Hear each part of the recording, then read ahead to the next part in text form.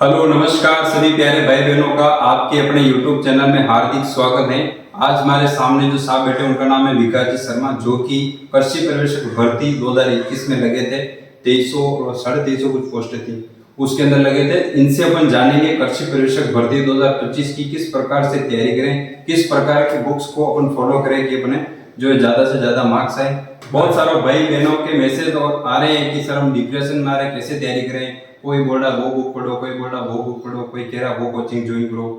तो इसके बारे में हम साथ साथ जानेंगे किस प्रकार से तैयारी करनी चाहिए और बिना डिप्रेशन के बिना टेंशन लिए अपन सिलेक्शन आराम से कैसे ले सकते हैं। तो सर सबसे पहले आपका हार्दिक स्वागत है हमारे चैनल में। धन्यवाद साहब। नमस्कार साथियों, मेरा नाम विकास शर्मा है। मैं प्रॉपर जिला भीलवाड़ा से बिलोंग करता हूँ।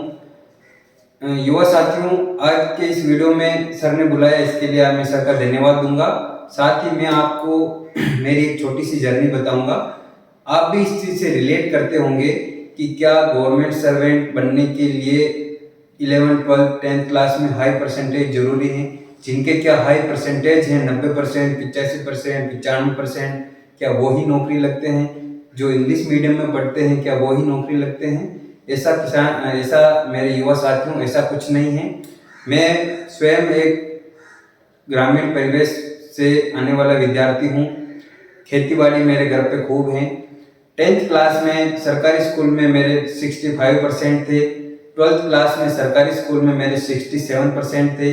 फिर मैंने रॉयल संस्थान उदयपुर में मैंने तैयारी की, 2 महीने की क्रैश कोर्स किया मैंने जेड के लिए, लेकिन वहाँ मेरा सिलेक्शन नहीं हुआ। तो फिर मैंने 1 साल लॉन्ग ईयर किया और फिर मेरे को बीएससी एग्रीकल्चर के लिए मेरे को SKRU बीकानेर यूनिवर्सिटी मिली।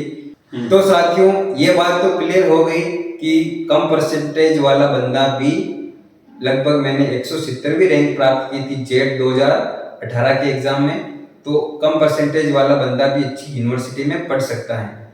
अब संयोग की बात यह है कि मेरी तैयारी जैसे कि मैंने 2021 वाली भर्ती में, तो संयोग की बात है कि जो मैंने रॉयल संस्थान में पढ़ाई की थी जेड की तैयारी के समय, उस समय जो मेरे को एग्रीकल्चर, एनिमल हस्बेंड्री, हॉर्टिकल्चर ये जो मेरे को पढ़ाई गई थी, बायोलॉजी वगैरह कुछ टॉपिक बायो से भी आते हैं सुपरवाइजर में, तो वहाँ के जो मैंने टॉपिक पढ़ाए थे मेरे को, वो मैं भर्ती आने से पहले ही 2019, 20, 21 में मैं थोड़ा कॉलेज लाइफ में ही उसकी तैयारी कर रहा था।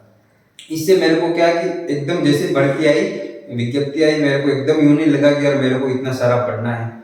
अब मैंने प्रॉपर जब फॉर्म भर दिया कि हाँ अब एग्जाम होने वाले हैं, उसी समय मेरे यूनिवर्सिटी के भी एग्जाम थे, तो मैं यूनिवर्सिटी के मेरी कॉलेज की पढ़ाई के भी मैं एग्जाम वहाँ की भी मैं तैयारी कर रहा था और साथ साथ मैं एग्रीकल्चर सुपरवाइजर की भी कर रहा था। उस समय साथियों कोरोना भी लग गया था, तो मैंने एक लाइब्रेरी ज्वाइन कर ली और मात्र मैंने 2 महीने प्रॉपर तरीके से मैंने पढ़ाई की। अगर माने तो मैंने 2 महीने ही पढ़ाई की।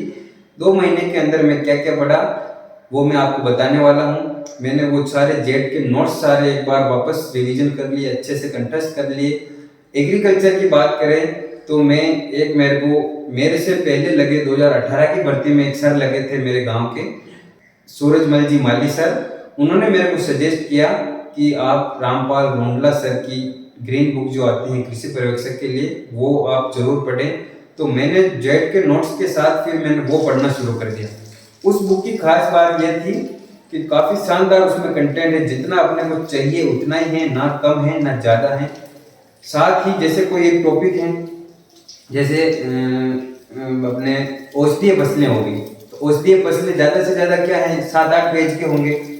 7-8 पेज के औषधीय फसल का कंटेंट और जस्ट बाद में उसमें औषधीय फसलों में से पिछले सारे आरपीएससी में जो एग्जाम आए हुए हैं, जैसे जेट हो गया, आईसीआर हो गया, आरपीएससी का कोई गवर्नमेंट जॉब का एग्जाम हो गया, उन सारे एग्जामों में आने वाले सारे क्वेश्चन उन्होंने एक साथ दे रखे थे कि भाई ये जो आपके टॉपिक हैं औषधीय फसलें, इनमें से आपके इन एग्जामों में ये क्वेश्चन पूछा था एज ए टी। तो अपने को क्या हो जाता है, आइडिया हो जाता है कि हाँ भाई इस टॉपिक में इस तरह के क्वेश्चन आते हैं, और ये अगर मैंने टॉपिक पढ़ लिया, वो ये क्वेश्चन मेरे को नहीं आ रहे हैं, तो मेरे को इस टॉपिक को वापस पढ़ने की जरूरत है। तो आपके लगातार वो एक तैयारी हो जाती है। अब अगर एग्रीकल्चर में मैंने ये पढ़ा था, और अगर अपन बात करें जीके की, तो जीके के लिए मेरे फेवरेट सर हैं सुभाष जी चारण सर, उनके मैं सुबह उठते ही मैं हाथ जोड़ता हूँ, भगवान आपकी वजह से मेरी नौकरी लग गई। उन्होंने जीके भी पढ़ाई और हिंदी भी पढ़ाई। और मैं आपको बता रहा हूँ, जीके के लिए मैंने जो कुछ टॉपिक्स यूट्यूब पे अवेलेबल थे सुभाजी चारण सर के, मेरे पास उस समय कोर्स खरीदने की भी मेरी क्षमता नहीं थी, लेकिन जो जो यूट्यूब पे अच्छे अच्छे टॉपिक थे, जैसे नदियों का बहाव क्षेत्र, वो जो समझाने वाले जो टॉपिक थे वो मैंने यूट्यूब से उनसे पढ़े। तो मैंने जीके के लिए एक किताब पढ़ी थी संजय जी चौधरी सर की, जो कि संकल्प नाम से आती है मार्केट में। और वो बुक भी सेम जो मैंने आपको ग्रीन बुक बताई थी रामपाल जी रोंडला सर की, वैसे ही है। उसके अंदर भी वन लाइनर प्रस्तुतिकरण दिया हुआ है। और जैसे जैसे उसमें जैसे कोई टॉपिक एक्स्ट्रा भी थे, तो मैंने सिलेबस से जिन जिन टॉपिक जो अपने आ रहे थे उसमें मैंने टिक लगा ली कि हाँ मेरे को ये पढ़ना है, एक्स्ट्रा नहीं पढ़ना है। वो मैंने जीके के लिए वो बुक पढ़ी, काफी अच्छी है। मेरे 25 में से 24 क्वेश्चन साथियों उसमें से बुक में से आ गए थे। आप क्या मानोगे, काफी अच्छी बुक है। साथ ही एक मूमल पब्लिकेशन नाम से एक ऑब्जेक्टिव क्वेश्चन की बुक आती है, जो पिछले सारे एग्जामों में जो जो क्वेश्चन आए हैं केवल उसके अंदर वो क्वेश्चन ही है टॉपिक वाइज। तो जैसे ही मैं कोई जीके का टॉपिक पढ़ता था, जैसे दुर्ग और किले मैंने पढ़े संजय चौधरी जी की बुक से, संकल्प से पढ़े, और मैं फिर मूमल पब्लिकेशन में जाके उस टॉपिक के कौन कौन से क्वेश्चन आए हुए वो देख लेता था। इससे क्या मेरी ये जैसे क्वेश्चन नहीं आए मेरे को, वापस दुर्ग में गया, इस दुर्ग को वापस पढ़ लिया। मेहरानगढ़ दुर्ग में से कोई क्वेश्चन आया, मेरे को नहीं आया है मुंबल में से, तो मैं वापस संकल्प में गया और मेहरानगढ़ दुर्ग वापस पढ़ लिया। इससे मेरे 2 महीने के अंदर मैं जो कोई ज्यादा पढ़ाई भी नहीं की, 6-6 घंटे पढ़ाई करता था मैं, और इस प्रकार से मैंने मेरी जीके स्ट्रॉन्ग कर ली। अब बात करें अपन हिंदी की, तो हिंदी के लिए आपको कोई सी भी बुक लाओ आप, या चाहे 11-12 की हिंदी की बुक वो ग्रामर वाली पढ़ो, कोई सी भी पढ़ो, लेकिन मैं मेरी बता रहा हूँ, हिंदी के अंदर संधि, समास, शब्द शुद्धि, वाक्य शुद्धि और प्रत्यय और उपसर्ग, ये 6 टॉपिक मैंने सुभाजी चारण सर से वो भी पढ़े, और वो भी मैंने फ्री वाले में यूट्यूब पे जो अवेलेबल हैं वही पढ़े थे। ये 6 टॉपिक ही हैं जो समझने वाले हैं, बाकी सारे टॉपिक रटने वाले हैं। तो आपको सारी चीजें, जैसे आप कोई ये समानार्थी शब्द हो गए, तो वो आप टीचर से क्या पढ़ोगे, आपके पास मीटर है, आप खुद ही पढ़ लो। टीचर पढ़ाएगा तो उसमें 3 दिन लगाएगा, वैसे वेस्ट करेगा, और रटने तो आपको ही है। तो जो रटने वाले जो टॉपिक है, 10-12 टॉपिक जो रटने वाले हैं, वो आप स्वयं किसी अच्छी बुक से रट लो। और जो समझने वाले हैं, जो 6 टॉपिक मैंने बताए, वो आप किसी भी अच्छे टीचर से आप पढ़ लो, ये आपकी हिंदी स्ट्रांग हो जाएगी। और हिंदी के लिए भी वो मूमल पब्लिकेशन के अंदर जो सारे वो टॉपिक वाइज क्वेश्चन आ रखे हैं वो मैं पढ़ लेता था। कहीं समझ में नहीं आता था तो वापस मैं मेरे नोट्स पढ़ता था जो मैंने सर से पढ़े थे। तो इस प्रकार मैंने जीके, हिंदी और एग्रीकल्चर की तैयारी की। साथियों, अब मैं आपको परीक्षा की तैयारी के बारे में बता दूं, तो सबसे पहले आपके पास होना चाहिए आपका सिलेबस अलग अलग पेज पे अच्छे से विस्तार पूर्वक होना चाहिए। अब अपने को, जैसे अपन आज एग्रीकल्चर पढ़ने लगे हैं, तो एग्रीकल्चर के सिलेबस में जैसे फसलें हो गई, शस्य विज्ञान की फसलें हो गई, तो शस्य विज्ञान की फसलें जैसे ही पूरी हुई आज 2 दिन 3 दिन में, और अपने को सिलेबस के अंदर टिक लगा देना है।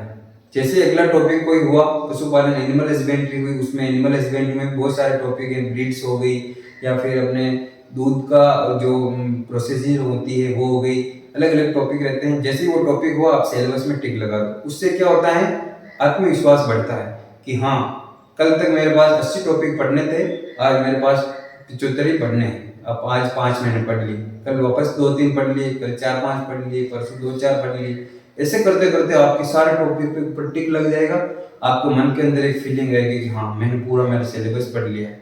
वापस इरेजर से उस पेंसिल को बिगाड़ दो, वापस शुरू हो जाओ। इस प्रकार अपने को धारदार तैयारी करनी है। साथियों, किसी ने लिखवा नहीं रखा है कि मैं शुरू से इंटेलिजेंट हूँ तो सीट के ऊपर मेरा ही हक है, ऐसा कुछ नहीं है। मेरे जैसा एवरेज, और मेरे एक साथी तो मेरे से भी कमजोर था, उसने भी पहले ही अटेम्प्ट में सुपरवाइजर भर्ती के अंदर अपना सिलेक्शन ले लिया, और मैंने भी पहले ही अटेम्प्ट में मैंने सिलेक्शन ले लिया।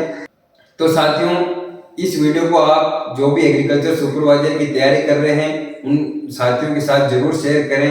एग्रीकल्चर सुपरवाइजर की तैयारी करते समय आपको कहीं कोई दिक्कत आती है, कहीं कुछ समझ में नहीं आता है, डिप्रेशन हो रहा है, तो आप वीडियो के नीचे मेरे नंबर दिए हुए, आप मेरे से कभी भी संपर्क कर सकते हैं। आपकी सहायता के लिए हमेशा तैयार रहूंगा। मैं विकास शर्मा, कृषि पर्यवेक्षक, अभी जिला राजसमंद में कार्यरत हूँ। साथ में हमारे साथ दिनेश जी कुमावत, ये भी अभी इस वाली भर्ती में कृषि पर्यवेक्षक के रूप में चयनित होकर यहाँ राजसमंद आए हैं। तो आपके अगर कोई समस्या हो, कोई डाउट हो, तो आप कमेंट सेक्शन में भी बता सकते हैं। धन्यवाद।